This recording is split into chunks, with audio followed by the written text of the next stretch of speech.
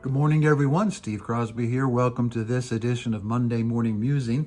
We are in the introduction to the Reformation, half-truth, myths, and lies that you have been told. I am going to use two sports analogies to try to present to you the difference between history and facts and the story that we tell from our facts. They're not the same.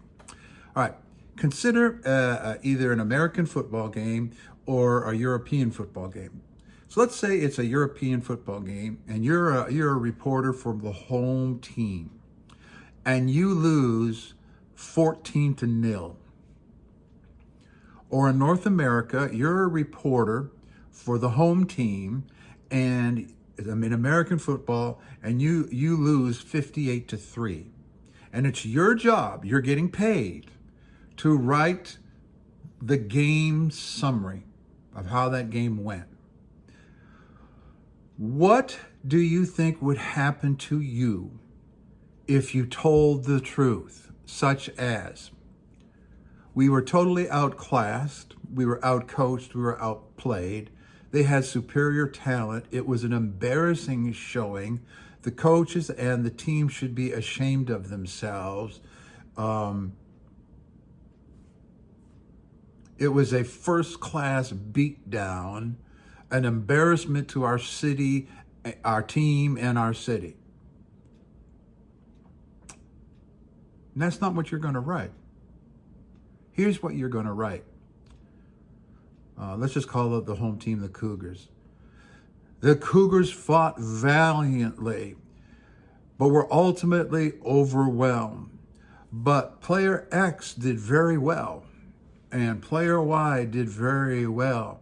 And they never gave up. And they fought to the very end. But they came up on the short end of the game. It was a tough loss, but we'll learn from this. That would be the hometown report. Because you will lose your job if you tell the truth. You will be fired. Guys, it's the same with church history. If your ministry, if your position, and if your money depends on you maintaining that we're great image, we're victorious image, we're doing a great job image, you are not going to bring the facts. You're going to bring a metanarrative, a story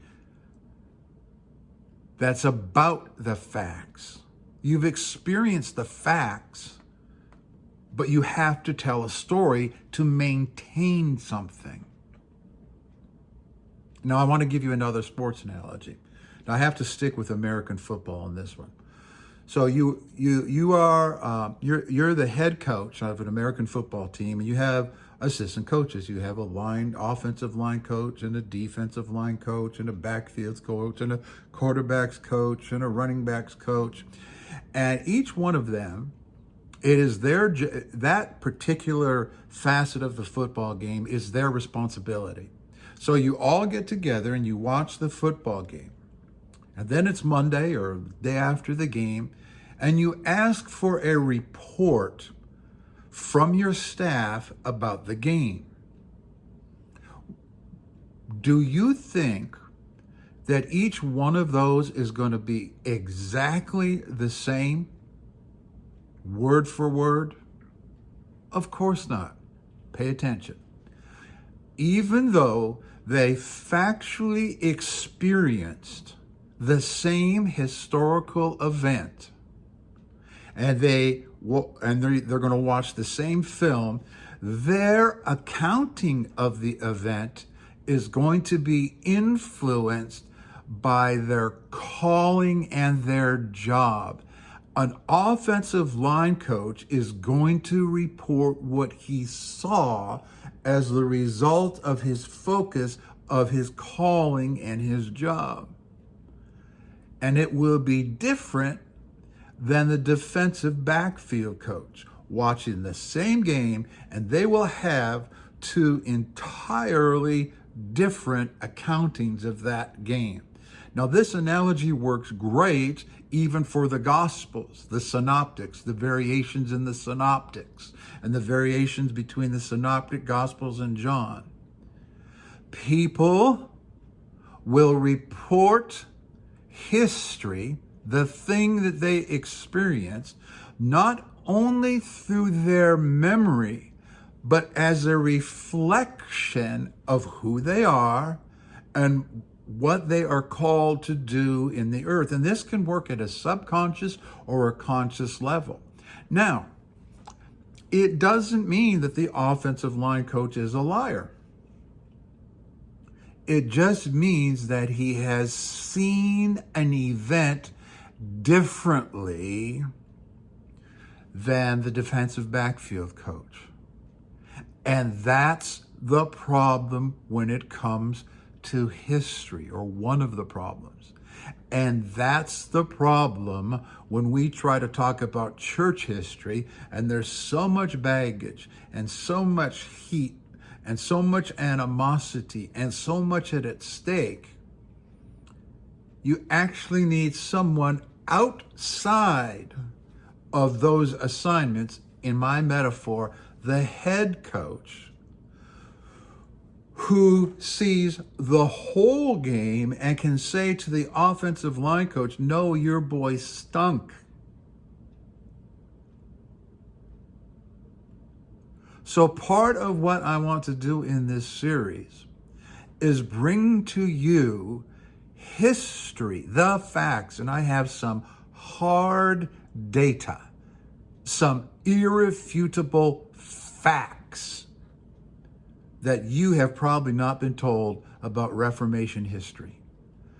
And it's going to be a crisis for you to whether you're going to believe the facts, adjust your heart, your attitude, your belief system, or just double down on whatever narrow little thing that you think you've seen that represents the whole. Those coaching assignment reports don't accurately represent the whole game. Just like last week's video, the hometown reporter's report does not accurately reflect the whole game. So it's the same thing when it comes to church history. So as we go forward, keep these things in mind, because listen, I've been doing this going on my 49th year. I'm pretty comfortable saying that you have not received history. You have been taught something between metanarrative and propaganda. And over the next few weeks, we are going to clear both of those up with some history. I'll see you next time.